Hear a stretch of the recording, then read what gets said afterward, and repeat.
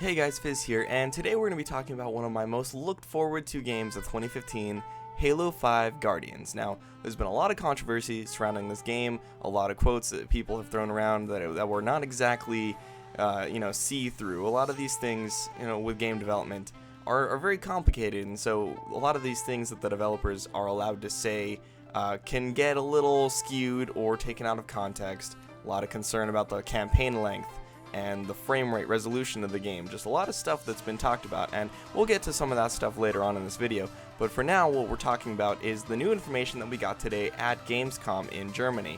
Now, in an interview with Major Nelson and AC Bongos, Josh Holmes, creative director at 343 Industries, has been working on Halo 5 a lot, and he said that Halo 5 Guardians campaign will be more than 2 times longer than Halo 4's campaign. And now, Halo 4's campaign was by no means short. It was a decent length. It was longer than some games. It took me about 6-ish hours to beat Halo 4. That's just on average. I beat Halo 4 multiple times, and on normal, it'll take you about 5-6 hours. Legendary will probably double that. So with Halo 5, a lot of the focus is on cooperative gameplay, and to kind of complement this, a lot of the levels are longer and bigger and can take kind of just more explorable with more hidden secrets in there. And that is what they were talking about in their quote from earlier at E3, when they were saying that you should take your time with the game to discover everything that the game has to offer.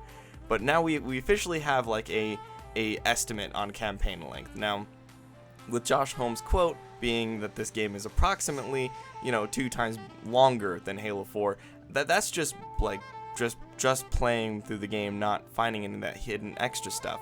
So I'm actually kind of excited by this. Halo's never been a game that's had a very long campaign. Obviously, the campaigns to the Halo games have been very good, but Halo 5 is looking to up the scale on not only a campaign sense, story sense, and even player sense, but also a length sense. This game is going to definitely be a bit lengthier, a bit lengthier campaign, and that's a good thing. Halo is a very big universe, and with 343, their emphasis has kind of been on a lot of that other universe stuff that wasn't specifically introduced in the Halo games before Reach. They've had a lot of books, a lot of external universe stuff that they have at their disposal to use, and it appears as if they're actually tapping into a lot of those resources in the Halo 5 Guardians story, with characters like the Blue Team coming back, and just a lot of other cool little things that were really explored in other media, the books, comics, stuff like that, but were never really explored in the games. And so I think that is going to be a big driving force behind giving this game the length that Josh Holmes is promising. In reality, this game will probably be closer to 10, 12 hours, and then maybe 20 legendary or 15 legendary, something along those lines, and that's absolutely fine for what this game is, which is a cooperative first-person shooter. That's definitely fine. I mean, you're gonna get your money's worth at this game anyways. It's gonna have tons of replayability plus multiplayer. I'm definitely excited. Now, as for the resolution and frame rate, since nothing has been confirmed, all we have to go through are the Digital Foundry videos. Now, Digital Foundry just recently posted a video of the frame rate of the Gamescom footage that they showed, the B-roll footage for the campaign and multiplayer, and both were running at a locked 60 FPS, which is incredible considering the E3 footage we saw just a couple weeks ago at the Microsoft press conference at E3. This is definitely a good thing. There was one scene in the campaign where a hunter is breaking down the glass to the elevator. It appears to be almost like an on-rails cutscene thing, and the frame rate drops to 30. I don't know if this is intentional for cinematic reasons, or if all the cutscenes are going to be locked at 30 FPS, or if this was simply just the game loading, or a bug, or just an area of bad optimization. Either way, the gameplay itself, when the player was in control, was all locked at 60 FPS. Even in multiplayer, which is, yes, the big concern is we need 60 FPS multiplayer, it was flawless.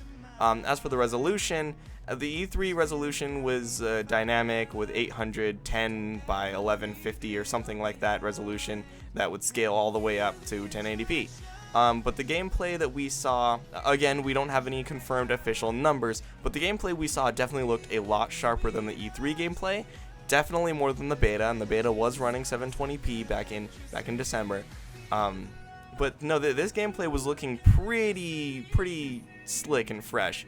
And I can't throw any solid numbers. We're gonna have to wait for another Digital Foundry video or an official confirmation from 343 themselves about what the resolution of this game is going to be. But it looked pretty good. Go watch the video for yourself. The link will be down in the description.